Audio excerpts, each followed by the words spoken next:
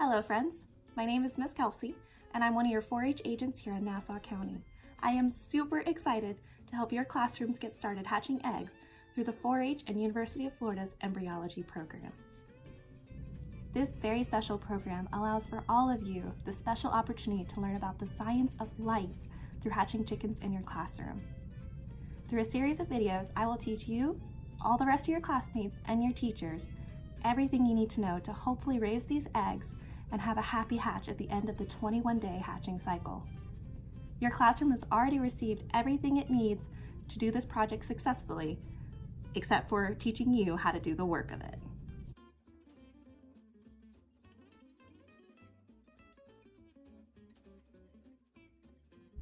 So before we really get started, let's talk about eggs, and specifically the eggs that you have in your incubator. The eggs that we provided you are very special hatching eggs, and they come from a farm where there is both a hen and a rooster, so that has the possibility of hatching into a chick. The eggs in your box are probably not all going to hatch, and that's okay, because some eggs are just breakfast eggs. Breakfast eggs are like the ones that we get from the grocery store, which don't have any ability to turn into a chick.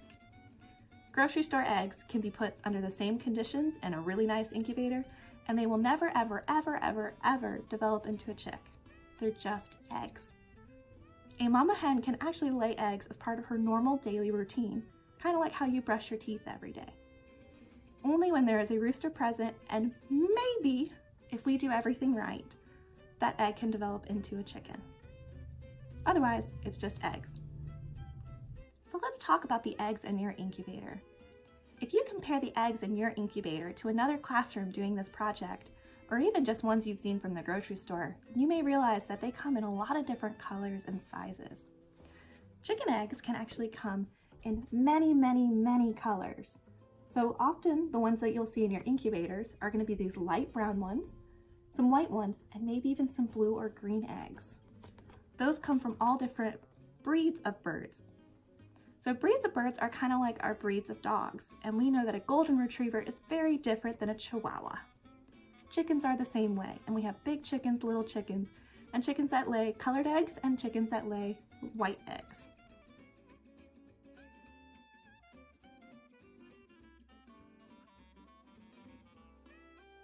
So let's talk about bird eggs. Bird eggs come in a lot of different sizes, just like within the chickens. So if we think about all the bird species out there from big to little, does anyone want to take a guess on what the biggest bird egg might be? I'll give you a second.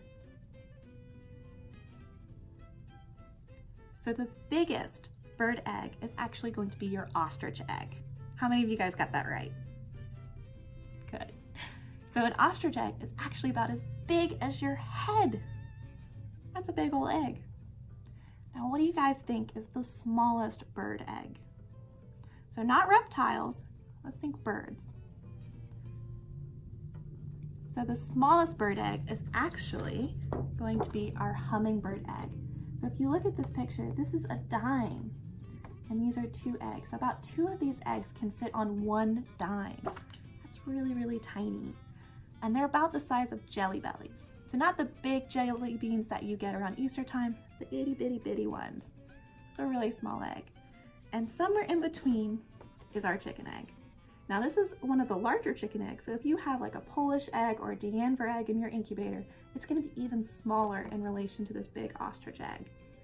And that's just fascinating that the same concept can be used for big birds, little birds, and everything in between to have their chicks.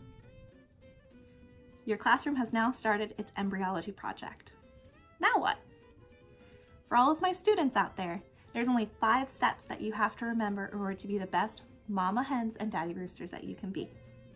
Step number 1 is we're always gonna wash our hands before we touch our eggs or anything involved in the incubation process. Step number 2 is we're gonna check the temperature of our incubator and make sure it's anywhere between 99 and 101 degrees, with the 100 degrees being the sweet spot. Step number 3 is going to be checking the humidity of your box and making sure that we've watered our incubator and our eggs for the day. Step number 4 is we gotta move those eggs. So we're gonna turn them 3 times a day from either an X to an O or an O to an X. And our last step is going to be washing our hands after we've touched anything in the incubation process. These 5 steps must be done every day, even on the weekend, to make sure that your eggs are developing. On Monday morning, make sure you thank your teacher for taking care of your eggs over the weekend.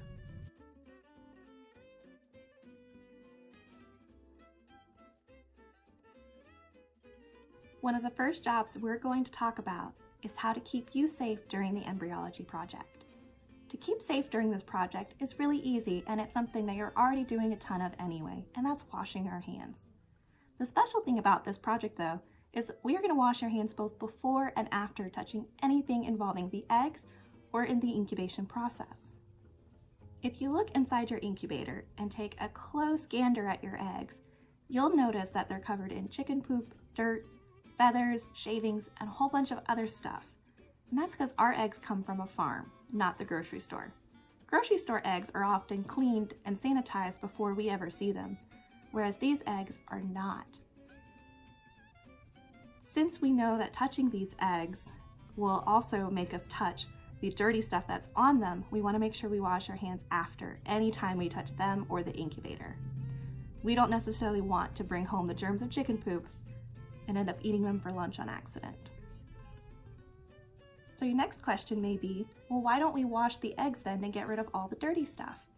Well, we can't do that because the egg is actually covered in a protective film, which is the reason why it's a little shiny, and that film protects any bacteria from getting inside the egg. It's not perfect though, which is why we have to wash our hands before touching the eggs too. We touch a lot of things in our day-to-day that are really gross and could possibly make our growing chicks sick. So if your job is to help turn the eggs or do anything with the incubator, you're going to wash your hands before you touch them to keep the chicks safe, and they're going to wash them after touching anything to keep you safe. It's a really easy job, but it's probably one of our most important. Our next conversation is going to be about your classroom incubator. Your classroom may either have one of these plastic style incubators or a styrofoam one. For demonstration purposes, I'll be using the plastic kind. The plastic kind is our digital incubator, which means everything is typed out for you rather than you have to read it manually. Here in the center in this black square, you'll find the temperature of your incubator. This round dial will tell you how humid it is inside the box. And lastly, there is a tray for you to put your eggs. Underneath that tray is where you will fill your incubator with water. To open and close this incubator, you simply lift up the lid and make sure it stays securely back down. You always want to make sure that this lip is fully closed and it's not kind of half closed. Otherwise, you'll lose all your heat and humidity.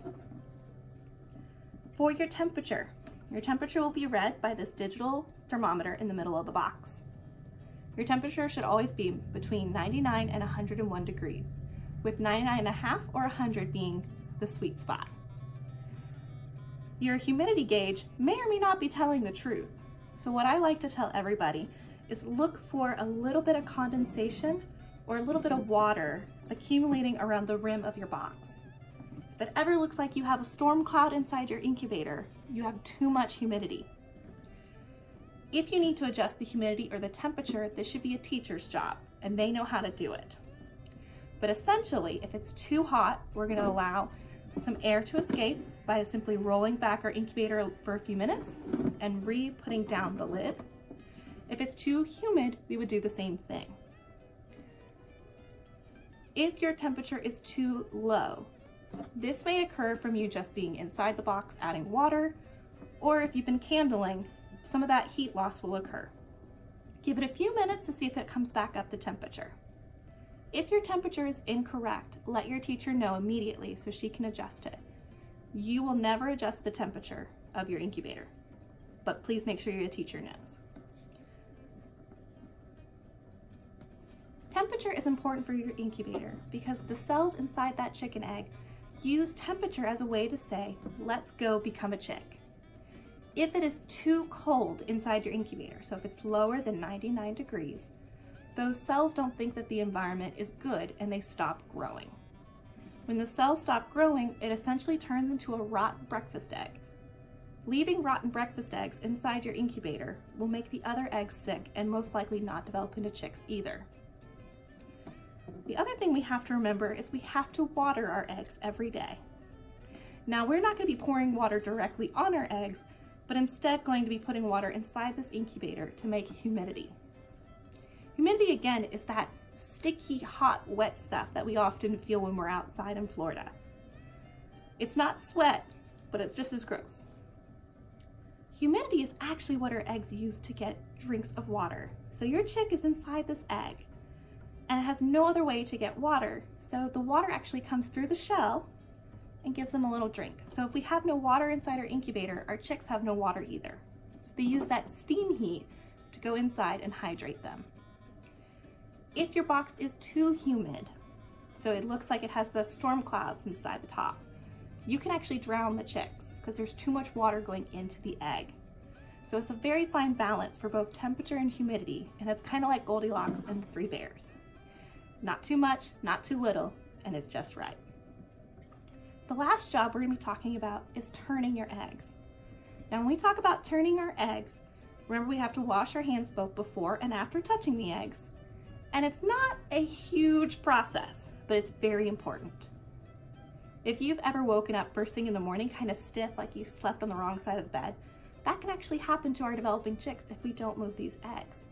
They can start getting really cramped on one side of their eggshell, and they actually develop wrong. So we have to roll them essentially 3 times a day. Your eggs will be marked with an X and an O. That's something we'll do for you. This is always used with pencil, so none of those chemicals kind of go inside the egg, but it also lets you know what side needs to be facing up. So if you start the morning with your egg on an O, the first thing you'll do is you'll come in, change that over to an X when you first come in your classroom. Around lunchtime, you would simply, if it's sitting in your box like this, you roll it over to where it's back to an O at lunchtime. And right before you go home for the day, you'll roll it back over to an X, and that's how it'll stay until the next morning. So you're gonna do this 3 times a day.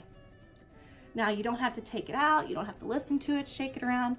This is something that can be done inside the box. So we're gonna do a demonstration here. So I'm gonna use this egg here, which is facing at an X. So to do my job, I'm just going to slowly and easily rotate it over till it turns to an O. And that's it. So those are the big jobs that you have to do with your incubator, and a little bit about what they're set up. Never, ever, ever unplug your incubator, especially during classroom hours.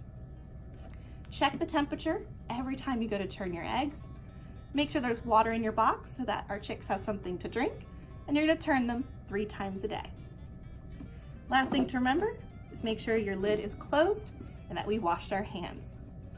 So with that, you have finally learned all the steps to your incubator and the 3 big jobs of checking the temperature, the humidity, and turning them, and you're on your way to a very happy hatch.